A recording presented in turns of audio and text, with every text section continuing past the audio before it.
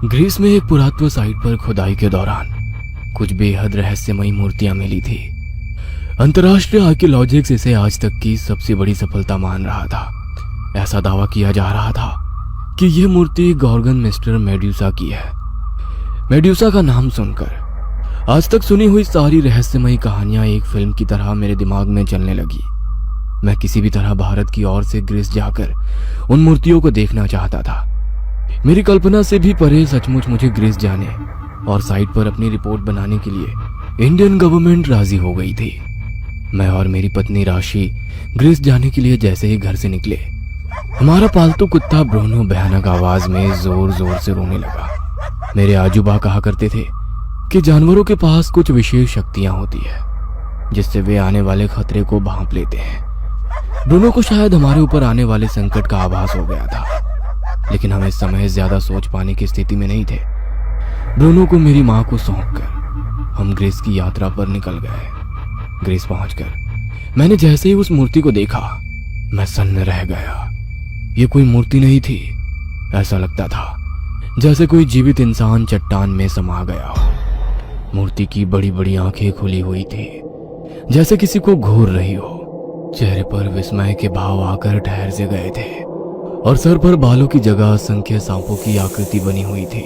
उस मूर्ति को देखकर मेरे पूरे बदन में झुरझुरी सी दौड़ गई। आपकी कल्पना सत्य होकर सामने आ जाए तो एक झटका सा लगता है। सब कुछ बिल्कुल वैसा ही था जैसा कि मैंने किताबों और कहानियों में पढ़ा था। मेड्यूसा को देख लेने के बाद इस बात की पुष्टि भी स्पष्ट सी की जा सकती थी कि उससे जुड़े जितने भी किस्से प्रचलित हैं, शायद वही गॉर्गन सिस्टर का इतिहास रहा है। मैंने अपनी रिपोर्ट लिखकर एक तरफ रख दी और अपनी खिड़की से बाहर का सुंदर दृश्य देखने लगा। तभी मेरी पत्नी राशि वहां आ गई। हो गई आपकी रिसर्च? अब तो बताओ क्या सीक्रेट मिशन चल रहा है? आखिर कौन सा खंडहर देखने हम भारत से ग्रीस आए हैं? अच्छा पास बैठो, सब बताता हूँ। राशि को मैं खींचकर अपने पास बैठाते हुए मैं उसे पूरी कहानी सुनाने लगा। तुम शायद जानती नहीं हो, ग्रीस से संबंधित एक किंवदंती है कि यहाँ 2वीं शताब्दी के समय एक बहुत सुंदर स्त्री रहा करती थी। उसके सुनहरे लंबे बाल थे और रंग बिल्कुल गुलाब की तरह था। उसकी खूबसूरती ऐसी थी कि जो भी उसे देख लेता था उसके मुंह से आह निकल जाती थी। दरअसल वो यहाँ की 3 गॉर्गन बहनों में से एक थी जिसे अमरता का वरदान नहीं मिला था। मेडुसा देवी एथेना की भक्त थी और इसीलिए उसने अजन्म में पवित्र रहने यानी कि ब्रह्मचार्य का पालन करने की शपथ ली थी। उसके रूप को देखकर अनेक पुरुष उसे रिझाने की कोशिश किया करते, लेकिन मेडुसा तो एथेना की भक्ति में लीन थी। वो एथेना के मंदिर में रहकर पूजा पाठ किया करती थी। देवी एथेना भी उसकी भक्ति से बहुत खुश थी, लेकिन उसकी सुंदरता ही उसकी दुश्मन बन गई। मेडुसा की खूबसूरती के चर्चे दूर दूर तक फैलने लगे। पोसाइडन ने जब मेडुसा को देखा तो वो उसका दीवाना हो गया। कहते हैं कि उसने मेडुसा को बहला फुसलाकर अपनी बातों में फंसा लिया, जिससे कि एथेना के मंदिर में ही मेडुसा की पवित्रता भंग हो गई। इस कारण देवी एथेना बहुत क्रोधित हो गई और उन्होंने उसकी सुंदरता को एक अभिशाप में बदल दिया। मेडुसा को इतना बदसूरत और डरावना बना दिया कि कोई पलटकर कभी उसकी ओर ना देखे। जब इतने से भी एथेना का मन नहीं भरा तो उसने मेडुसा को एक और श्राप दिया। आज के बाद अगर किसी भी पुरुष ने तेरी आंखों से आंखें मिलाई तो वो पत्थर बन जाएगा। एथेना के श्राप के बाद सब मेडुसा के करीब आने से घबराने लगे।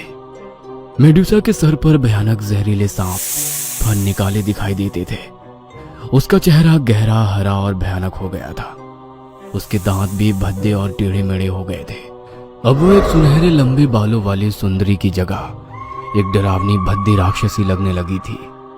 मेडुसा अपने दिन गुजारने के लिए अफ्रीका चली गई, जहां एक पुराने से किले में वो अपनी दोनों बहनों के साथ रहने लगी। इधर देवी एथेना और राजा ने मिलकर पर्सियन को मेडुसा का सर लाने का काम सौंप दिया। पर्सियन एक महान नायक था। उसने बड़ी बहादुरी से मेडुसा की आंखों में देखे बिना ही उसका सर काट दिया और उसे अपने साथ ग्रीस लेकर आ गया। कहते हैं कि उसने बाद में सर को यहीं ग्रीस में किसी गुमनाम सी जगह पर गाड़ दिया था। मुझे लगता है जहां से यह मूर्ति मिली है जरूर ये वही जगह रही होगी जहां पर्सियन ने उसका सर गाड़ा था। बस एक पहेली है जो अभी भी मेरी समझ से बाहर है, वो ये कि अगर उसने मेडुसा का सर यहां गाड़ा था तो हमें कोई कंकाल मिलना चाहिए था। और इतनी सदियां बीत गई है, शायद कंकाल भी नहीं मिलना चाहिए अब तो। लेकिन हमें मिली है एक पत्थर की कटे सर वाली मूर्ति। अब इस मूर्ति की पहेली क्या है ये समझना अभी बाकी है।